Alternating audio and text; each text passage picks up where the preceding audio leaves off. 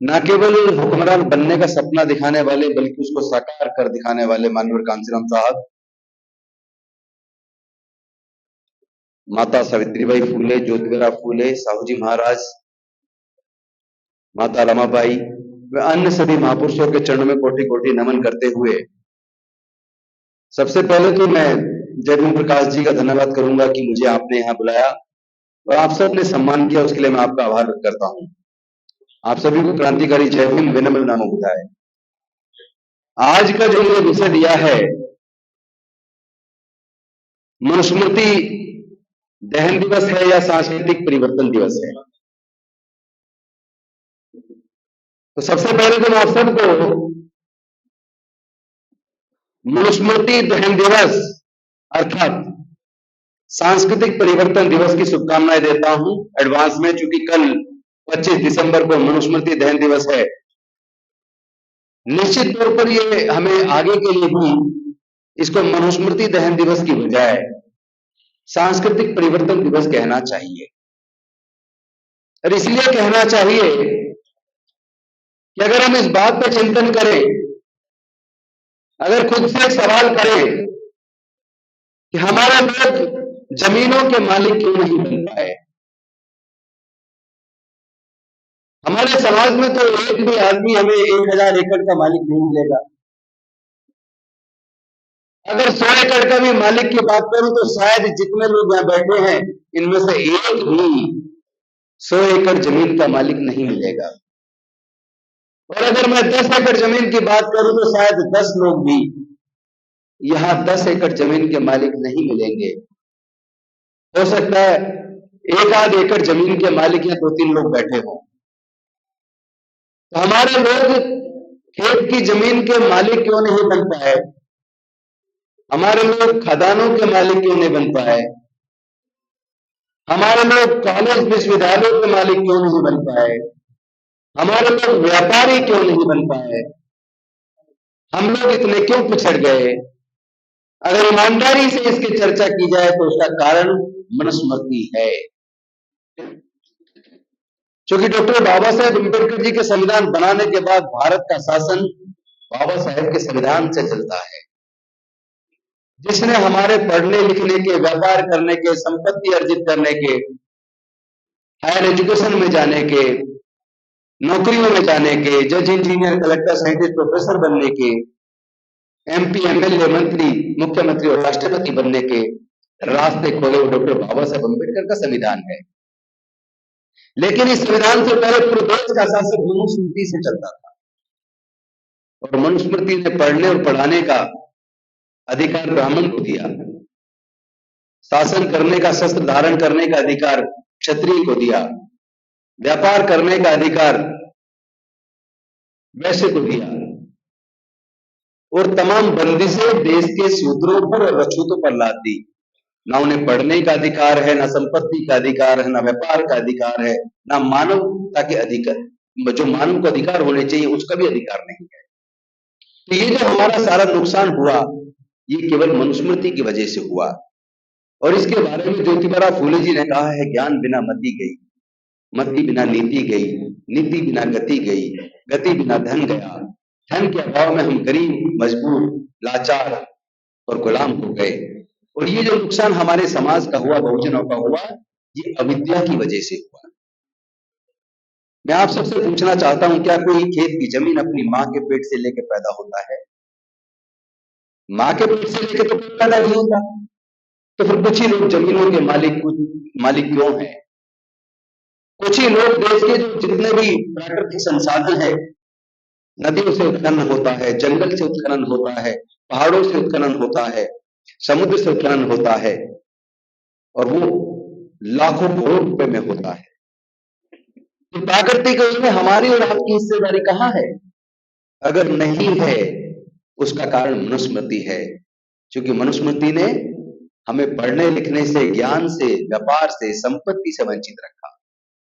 इसीलिए हम लोग 25 दिसंबर को मनुस्मृति दहन दिवस की बजाय सांस्कृतिक परिवर्तन दिवस के रूप में मनाए, चूंकि डॉक्टर बाबा साहेब अम्बेडकर जी ने 25 दिसंबर 1927 को मनुस्मृति दहन कर एक नई संस्कृति को जन्म दिया। आप सब जानते हैं। अंग्रेजों को एहसास कराने के लिए कि आप जब नहीं आए थे तब भी हम गुलाम थे, तब भी हमारी वही दुर्दशा थी, तब भी हमें कोई अधिकार नहीं मिल रहे थे। अब आप आगे तो आपके आने के बाद भी हमें क्या मिला? उनको एहसास कराने के लिए ही 20 मार्च 1927 को उन्होंने महार सत्याग्रह किया। इससे पहले तो देश में कोई सत्याग्रह नहीं हुआ। सत्याग्रह के लिए लोग गांधी को याद करते हैं, लेकिन सच्चाई यह है सत्याग्रह पहला डॉक्टर बाबा साहेब अम्बेडकर जी ने किया। 1930 में कालाराम मंदिर आंदोलन किया तो इसने नहीं कहा कि मंदिर में जाने से कुछ मिल जाएगा, बल्कि इसलिए किया ताकि अंग्रेजों की आंखें खोल सके कि तुम्हारे आने से पहले भी हमारी यही दुर्दशा थी, तब भी हम सार्वजनिक तालाब से पानी नहीं ले सकते थे, मंदिर में प्रवेश नहीं कर सकते थे। आपके आने के बाद भी न हम सार्वजनिक तालाब से पानी ले सकते हैं और न मंदिर प्रवेश कर सकते हैं। और आपको पता होगा साउथ बोरो कमीशन के सामने डॉक्टर बाबा साहेब अम्बेडकर जी ने समाज के हक अधिकार की बात की। उसके बाद साइमन कमीशन आया तो उसके सामने बाबा साहब ने अपने बहुजन समाज के हक अधिकार की बात की। लोग इतिहास में जो पढ़ाया जाता है देश में वो एकदम गलत पढ़ाया जाता है। वो पिक्चर्स के अंदर दिखाते हैं, खासतौर से वो शहीद भगत सिंह की जो फिल्म उसमें देखिए कि वो अंग्रेज आते, साइमन कमीशन आता तो उसके खिलाफ नारे लगाए जाते हैं, साइमन कमीशन गो बैक, जिसमें एक लाठी लाला लाजपत राय को लग जाती है, उनकी डेथ हो जाती है और लाला लाजपत राय को कहा जाता है कि स्वतंत्रता सेनानी थे। अरे ये जो साइमन कमीशन था ये देश के दलितों, पिछड़ों, आदिवासियों की स्थिति का अध्ययन करने के लिए आया था, ताकि डॉक्टर बाबा साहब अम्बेडकर जो मांग कर रहे हैं वो सही है या गलत है, उसको अध्ययन करने के लिए आया था। इसका मतलब पूरी कांग्रेस जो विरोध कर रही थी साइमन कमीशन का, वो एक्चुअल में अनुसूचित जाति जनजाति जिसको माज बोलते हैं, पहले अछूत बोलते थे, उनके हक अधिकार पर जो चर्चा होनी थी, उनकी जो स्टडी करनी थी, उनके किस तरह के हालात में वो जी रहे हैं, किस तरह के उनको अधिकार मिले हैं, कितनी बुरी स्थिति है, उनकी स्थिति का अध्ययन करने के लिए साइमन कमीशन आया था, लेकिन उसका विरोध हुआ। तो वो पूरा आंदोलन बेसिकली स्वतंत्रता का आंदोलन नहीं था, वो साइमन कमीशन गो बैक, वो बहुजन समाज के लोगों को जो हक अधिकार मिलने चाहिए, जो उसके अध्ययन करने के लिए जो कमीशन आया था, उसका विरोध था।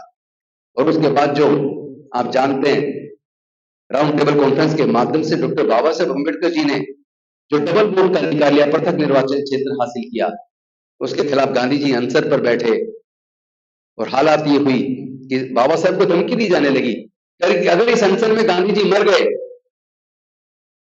तो जितने भी इस देश के अंदर अछूत समाज के लोग हैं उनको कत्लेआम करके जड़मूल नाश कर दिया जाएगा। तब डॉक्टर बाबा साहब अम्बेडकर के सहयोगियों ने कहा कि अगर पूरे समाज का के बाद तो फिर हम इस पृथक निर्वाचन का लेके क्या करेंगे। मजबूरी में बड़े दुखी मन से डॉक्टर बाबा साहब अम्बेडकर जी को समझौता करना। बाकी सारी बातें विस्तार से नहीं बताऊंगा, सुनते रहते। ये मैंने इसलिए छेड़ा क्योंकि मेरा सब्जेक्ट ही ये है जो आज मुझे बोलने के लिए दिया गया है। ये मनुस्मृति दहन दिवस है या सांस्कृतिक परिवर्तन दिवस है, तो मैं इस बात को बड़े शिद्दत के साथ कहता हूं, ये सांस्कृतिक परिवर्तन दिवस है।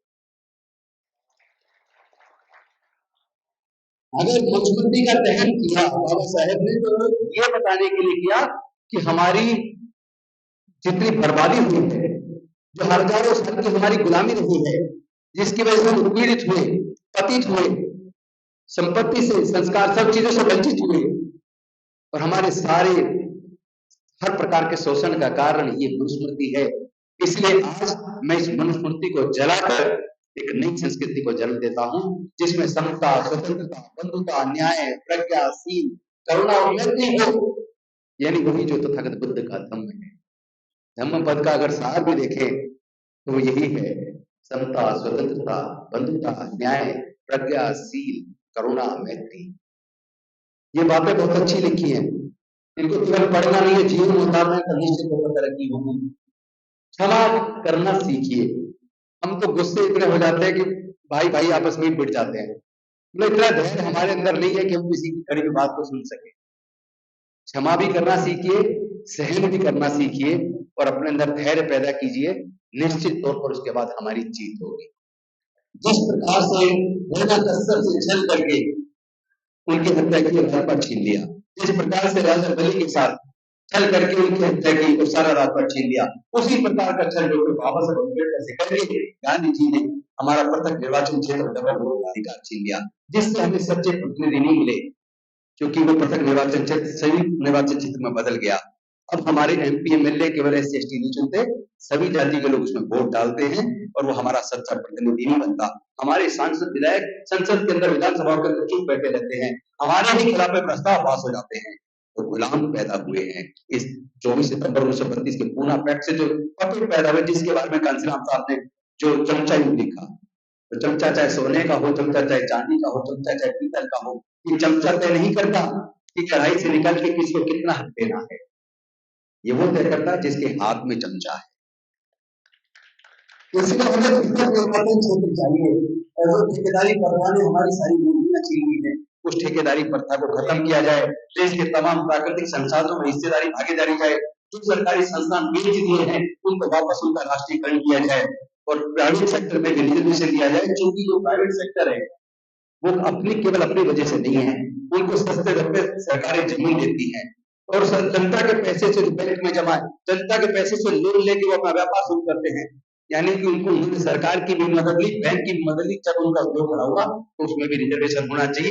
अगर प्राइवेट स्कूलों के अंदर सुप्रीम कोर्ट जजमेंट दे दो 25% रिजर्वेशन ईडब्ल्यूएस या डीजी कैटेगरी को ये कहते हुए देती है कि सरकार से उन्होंने जमीन दी है, इसलिए 25% को मिलना चाहिए। तो उन्होंने भी सरकार से सारे उद्योगपतियों ने जमीन ली है और सरकार की मदद लेकर सरकारी बैंकों से लोन लिया है, इसीलिए उसके अंदर भी प्राइवेट सेक्टर में रिजर्वेशन होना चाहिए। इन्हीं शब्दों के साथ मैं आप सबको क्रांतिकारी जय भीम करता हूँ, नमो बुद्धाय करता हूँ। बहुत बहुत धन्यवाद, शुक्रिया। हमारे चैनल बहुजन दस्तक को लाइक, शेयर, सब्सक्राइब देखना मत भूलिएगा। जय भीम, जय भारत, जय संविधान, नमो बुद्धाय। धन्यवाद। चैनल आर्थिक समस्या से गुजर रहा है।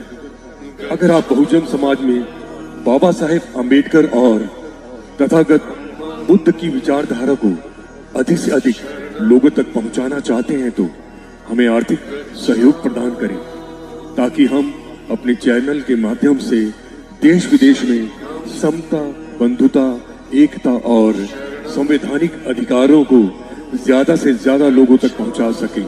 आप अपनी सहायता राशि नीचे लिखे खाते में जमा करा सकते हैं।